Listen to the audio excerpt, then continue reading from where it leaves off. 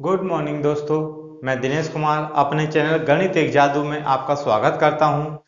दोस्तों, मैंने आपको पहले की वीडियो कल मैंने आपको पार्ट 2 की वीडियो बताई थी और उससे पहले एक दिन मैंने आपको पार्ट 1 की वीडियो बताई थी। आज हमारा इसका थर्ड पार्ट है। तो हमारे पास में डिविजिबिलिटी के हमारे पास रूल चल रहे हैं कि विभाज्यता के जो नियम है, हम कितनी भी बड़ी संख्या को कैसे पहचान करेंगे कि ये संख्या किस टेबल से कटेगी, यानी कि इस संख्या को किस पहाड़े से हम काटेंगे, जिससे आपकी भाग जो है आप आराम से कर सकते हैं। चलिए, मैंने आपको टू का टेबल टू का बता दिया है, थ्री का बता दिया, फोर का बता दिया है, फाइव का बता दिया है। आज है सिक्स का टर्न। चलिए, आज हम आपको बताते हैं कि सिक्स की टेबल आप किस नंबर से कर सकते हैं। चलिए, तो हमारे पास में सिक्स का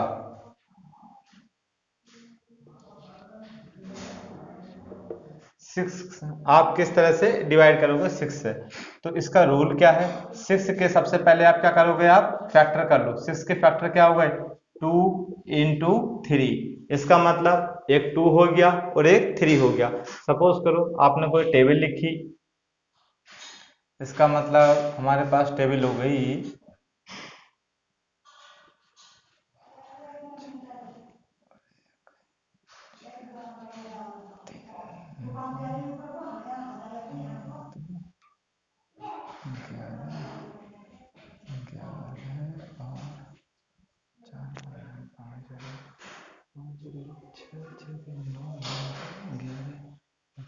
देखो दोस्तों, आपको इस प्रकार की टेबल लेनी है कि इसमें टू का भी रूल फॉलो करना चाहिए और थ्री का रूल भी फॉलो करना चाहिए। इसका क्या मतलब है, टू का रूल फॉलो करने का मतलब मैंने आपको बताया था, यदि किसी डिजिट के लास्ट में जीरो हो, टू हो, फोर हो, सिक्स हो या एट हो, यानी कि आपके पास में कोई सा भी एक इवन नंबर होना चाहिए, तो वह संख्या दो से पूरी तरह से कट जाती है। तो देखो, लास्ट में इसमें फोर है तो इसका मतलब ये दो से पूरी तरह से कट जाएगी। ठीक है। चलिए, थ्री का रूल आपको क्या बताया था, आपको थ्री का रूल ये बताया था कि यदि कोई संख्या हमें दिखा रखी है, उसके अंकों का योग, यानी कि जो भी हमारे पास में नंबर दिखा रखे हैं, यदि आप इन नंबरों को प्लस करोगे तो वह नंबर किससे डिवाइड होना चाहिए, हमारे पास में थ्री से डिवाइड होना चाहिए। देखते हैं करके, फाइव और वन कितने हो गए, सिक्स। सिक्स में आपने थ्री को प्लस करो कितना हो गया, नाइन। नाइन में आप टू प्लस करो, नाइन में टू प्लस करो कितना हो गया, इलेवन। और इलेवन में आप फोर प्लस करो कितना हो गया हमारे पास में, फिफ्टीन। तो देखिए, फिफ्टीन हमारे पास थ्री से डिवाइड है, तो इसका मतलब ये जो डिजिट है हमारे पास में टू से भी डिवाइड है और थ्री से भी डिवाइड है। तो जब यह नंबर हमारे पास में टू से भी डिवाइड है और थ्री से भी डिवाइड है, तो इसका क्या मतलब हुआ, यह सिक्स से भी डिवाइड होगी। क्यों, क्योंकि सिक्स के फैक्टर क्या है हमारे पास में, टू इंटू थ्री है, यही तो फैक्टर है इसके। तो इसका मतलब जो टू से भी ये डिवाइड हो गई और थ्री से भी, यानी कि इस डिजिट में हमारे पास में टू का भी रूल लग रहा है और थ्री का भी रूल लग रहा है, तो इसका मतलब ये सिक्स से भी डिवाइड होगी। चलिए देखते हैं करके इसे।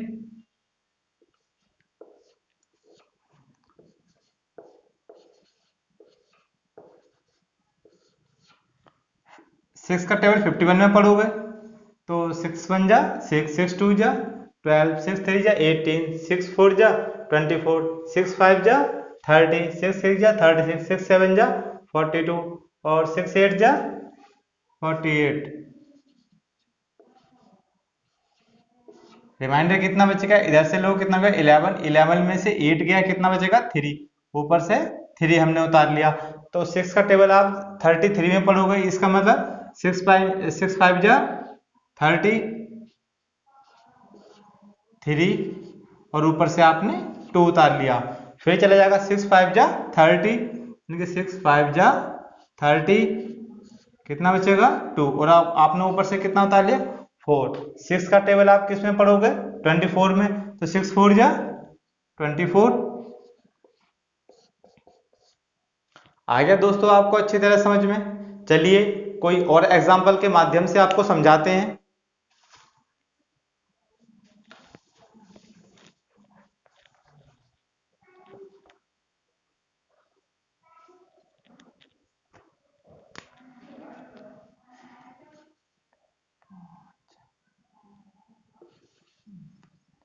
7, 3, 10, 5, 15, 15 और 6, 21। देखो, लास्ट में हमारे पास में 6 है, इसका मतलब क्या है, हमारे पास में ये इवन नंबर है, इसका मतलब 2 का रूल तो फॉलो हो गया इसके अंदर। ठीक है, चलिए अब हमें किसका रूल फॉलो करना है, 3 का। करके देखो, 2 और 5 कितने हो गए, 2 और 5 हो गए 7, 7 और 3 कितने हो गए 10, 10 और 5 कितने हो गए 15, और 15 में आपने 6 प्लस करोगे तो 15 में आपने 6 प्लस करोगे कितना आ गया 21, और 21 हमारे पास किससे डिवाइड है, 3 से। 3 7 जा 21, इसका मतलब 3 का रूल भी इस सवाल में फॉलो कर रहा है। तो जब 2 का रूल भी फॉलो कर रहा है, 3 का भी कर रहा है, तो इसका मतलब 6 का रूल भी फॉलो करेगा। चलिए करते हैं इसको, 6 से आप इसे डिवाइड करोगे,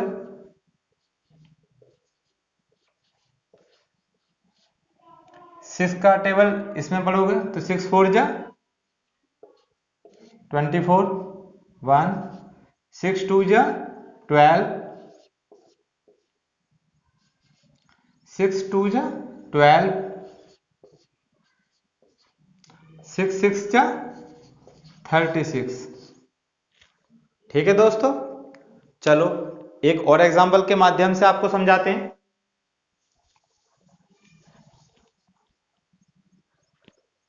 सपोज करो हमारे पास में कोई नंबर है,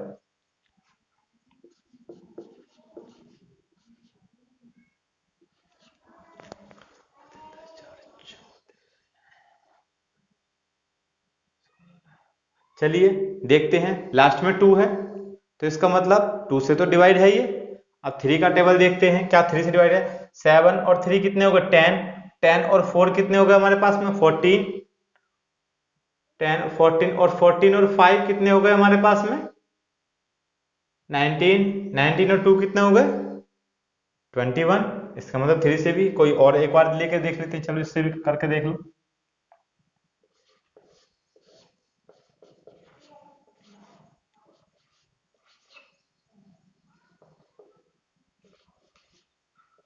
करते हैं, 6 1 जा 6, कितना बचेगा यहाँ पे 1, ऊपर से हमने कितना उतार लिया 3, 6 का टेबल आप 12 में पढ़ोगे कितने टाइम जाएगा 6 2 जा 12, 1 बचेगा, ऊपर से आपने 4 उतार लिया। 6 का टेबल आप 14 में पढ़ोगे कितनी बार जाएगा 6 2 जा 12, कितना बच्चा हमारे पास में 2, और ऊपर से क्या उतार लेंगे हम 5। आप 6 का टेबल 25 में पढ़ोगे तो 6 4 जा 24, कितना रिमाइंडर बचेगा यहाँ पे 1। अब ऊपर से हम क्या उतार लेंगे यहाँ पे 2 उतार लेंगे। अब 6 का टेबल किस में पढ़ेंगे हम 12 में, इसका मतलब कितनी बार जाएगा ये 6 2 जा 12। देखिए, तो आपको एक नियम बताया है, क्या नियम बताया है, आपको ये नियम बताया कि यदि कोई डिजिट 2 से भी डिवाइड हो रही है और वह डिजिट 3 से भी डिवाइड हो रही है, यानी कि दोनों नंबर से डिवाइड हो रही है, तो वो डिजिट 6 से भी डेफिनेट डिवाइड होगी। क्लियर है, चलिए और एग्जांपल के माध्यम से आपको क्लियर करते हैं इसको।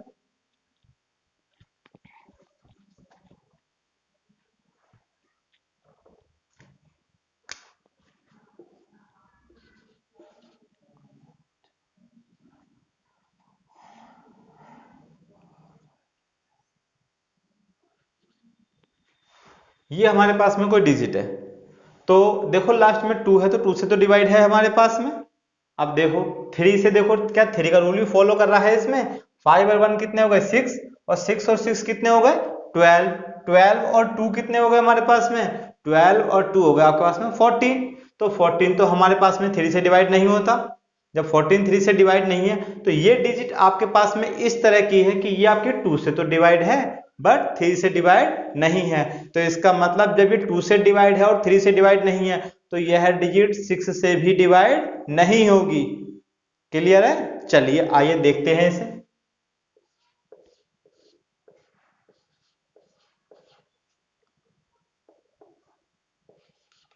तो 6 का टेबल आप 15 में पढ़ोगे, 6 2 जा 12, कितना रिमाइंडर बचेगा यहाँ पे 3, और ऊपर से आपने क्या उतार लिया 6। पढ़ते हैं कितना आ गया 36 में। 6 का टेबल आप 36 में पढ़ोगे तो 6 6 जा कितने हो गए 36, कितना उतारोगे ऊपर से 2, तो 6 का टेबल तो 2 में जाएगा ही नहीं। तो ये तो आपको हमने पहले ही बताया था, क्या बताया था हमने आपको पहले, हमने आपको यह बताया था यदि किसी डिजिट 6 के हमने फैक्टर करे 2 और 3। इसका मतलब कोई भी डिजिट है, अगर आप सोचते हो कि ये 6 से डिवाइड होगी या नहीं, तो उसके दो कंडीशन है। क्या कंडीशन है? नंबर 1, वह हमारी 2 से भी डिवाइड होनी चाहिए, और नंबर 2, वह डिजिट हमारी 3 से भी डिवाइड होनी चाहिए। यदि कोई ऐसी डिजिट है जो हमारी 2 से भी डिवाइड है और 3 से भी डिवाइड है, तो वह डिजिट 6 से पक्का डिवाइड होगी। और यदि कोई डिजिट इस प्रकार की है कि वह केवल 2 से तो डिवाइड है बट 3 से डिवाइड नहीं है, तो वह डिजिट 6 से डिवाइड नहीं होगी। या फिर कोई इस प्रकार की डिजिट है कि वो 2 से तो डिवाइड नहीं हो रही है बट 3 से डिवाइड हो रही है, तो वह भी 6 से डिवाइड नहीं होगी। तो ये एग्जांपल मैंने आपको उस तरीके का दिखाया कि ये डिजिट 2 से तो डिवाइड है बट 3 से डिवाइड नहीं है, तो देखो 6 से भी डिवाइड नहीं होगी। चलिए अब आपको एक ऐसा एग्जांपल बताता हूं जो कि आपके 2 से तो डिवाइड नहीं होगा बट 3 से डिवाइड होगा।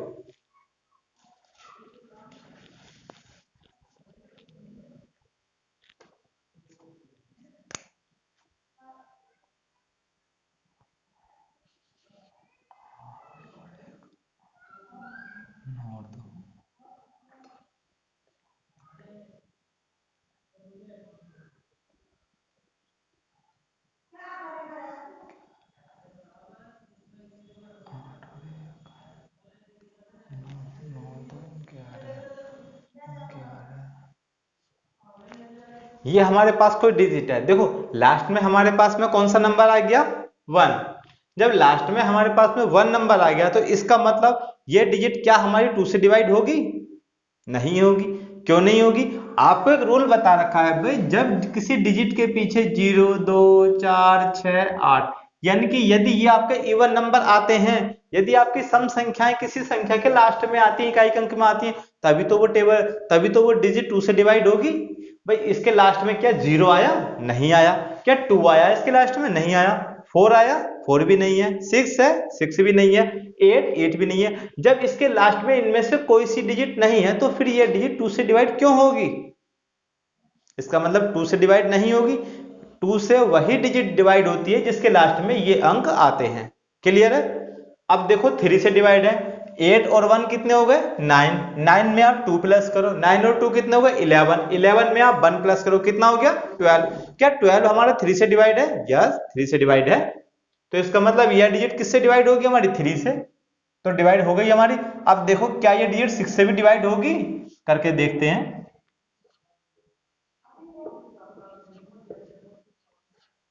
6 1 जा 6, 2 बचेगा 1, 6 3 जा 18, कितना रिमाइंडर बचेगा हमारे पास में? 3, ऊपर से उतार लिया हमने 2, 6 5 जा 30, कितना रिमाइंडर बचेगा हमारे पास में?